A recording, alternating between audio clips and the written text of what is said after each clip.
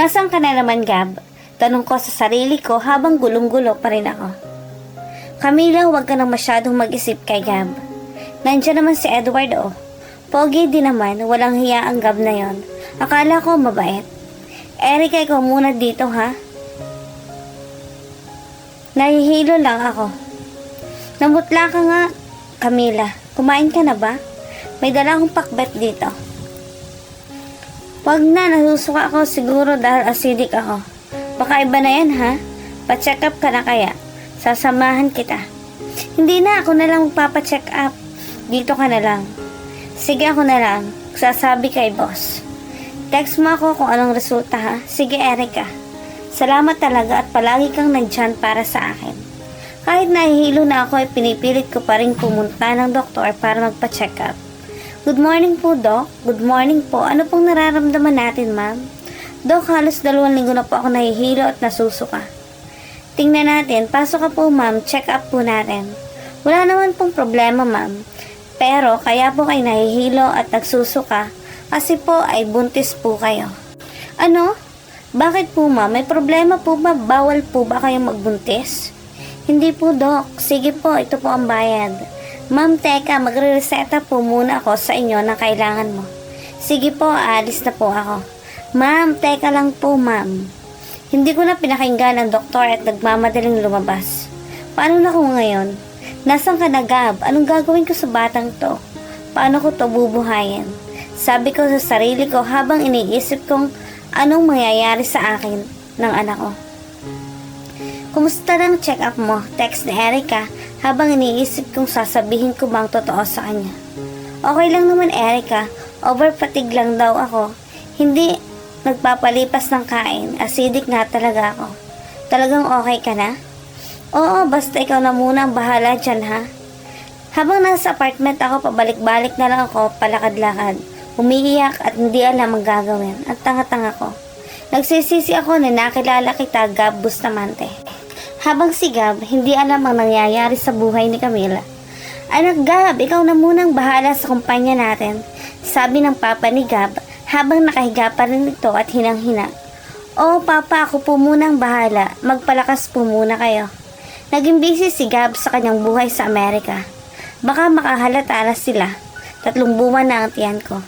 Tumataba ka yata ngayon, Camila. Oo, ang lakas ko kasing kumain.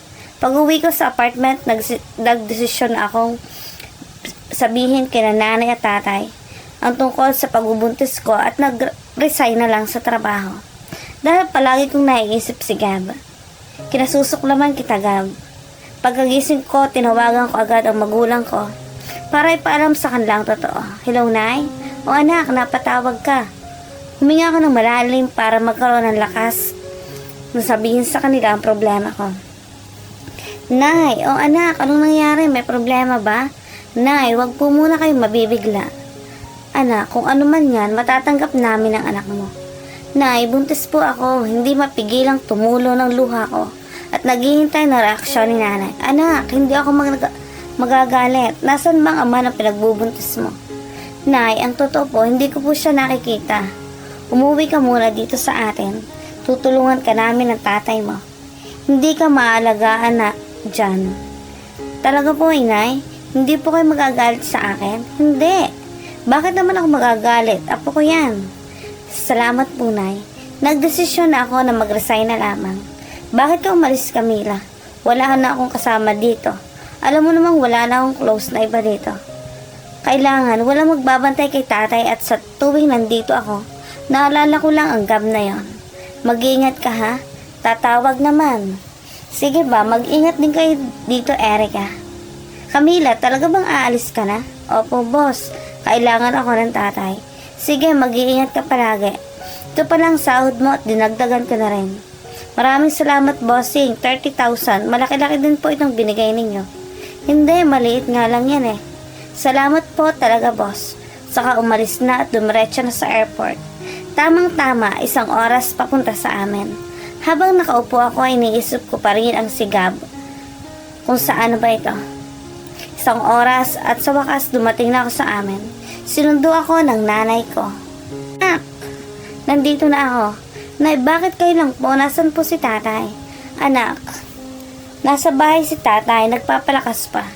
Nay, may dala po akong 100,000 dito. Saan naman galing yan, anak? Ang 30,000 po ay sa amo ko. At ang 20,000 po ay sahod ko. At ang 50,000 naman po ay galing sa ama nito. Bakit binabayaran ka pa doon sa trabaho mo? Hindi po, Nay. Binigay niya po ito para sa simula ng buhay ko. Binigay niya yan dahil yon ang huling pagkikita ninyong dalawa. Kaya nga kinasusuklaman ko ang lalaking yon. Bumili muna tayo ng pagkain, Nay. Binili ko sila ng pagkain at gamot ng tatay.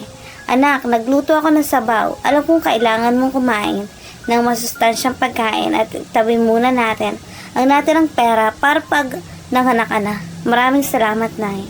Oo naman, anak. Ginugol mo ang panahon mo sa paghahanap ng pera para sa amin ang tatay mo. Babawi din kami sa'yo. Nandito na tayo. Ilagay mo na ang dala mong sa loob ng kwarto mo. Tay, mano po. Anak, nandito ka na pala. Halika at makakain ka na. Maraming salamat po sa inyo, tay at inay. Anak, may trabaho na ako. Ang tatay mo rin sa susunod na linggo ay magtatrabaho na ulit. Hindi pa po magaling si tatay. Okay na ako, anak. Kaya ko na. Minsan lang naman nagpapahinga ako. Hayaan po ninyong tutulong po ako hanggat kaya ko pa po. Hindi, dito ka na lang. Kami na ang bahala ng tatay mo. Sigam naman itinatamasa ang kasikatan bilang nag-iisang tagapagmana ng yaman ng kanilang angkan. Dahil sa busy nito ay nakalimutan na nito si Camila. Madaming babae nagkandara pa at isa na dito ay ang kasosyo ng kanyang papa na si Jennifer. Pinagkasundo sila ng magulang nila. Hi Gab, nice to meet you again. Hello, Jennifer, nandito ka pala. Yes, tita. Nandito kami para i-congratulate si Gab sa tagumpay niya. Alam mo naman na gustong gusto kita, Gab, sabi nito sa kanya. Madali lang talaga akong maakit sa mga babaeng kusang lumalapit sa akin. I can give happiness. Anong gusto mo ngayon, ah? Lumabas silang dalawa, tumasok sa kotse ni Jennifer at naghalikan silang dalawa sa loob. Mas diniinan pa ni Gab ang paghalik dito hanggang sa napadako na siya sa leeg hanggang mahubad na ang tuluyan ng mga saplot na pangitaas. Gab, just give me a kiss. Don't stop. Habang busy silang dalawa, mga magulang naman nila ay hanap sa kanila ng hanap. Wag nyo na silang hanapin. Mas maganda yan para hindi na tayo mahirapan sa kanila. Gusto kita, Gab. Kaya papayag akong maikasal sa'yo. Ayaw ko nang nagmamadali sa bagay na iyan. Let's pretend na magkasama tayo sa isang bahay pero hindi natin mamadaliin ang kasal. Payag ako sa gusto mo at muling hinalikan ng isa't isa, saka bumalik sa party. 6 months later, Nay, manganganak na po ako. Ano anak, tara na. Punta na tayo sa ospital.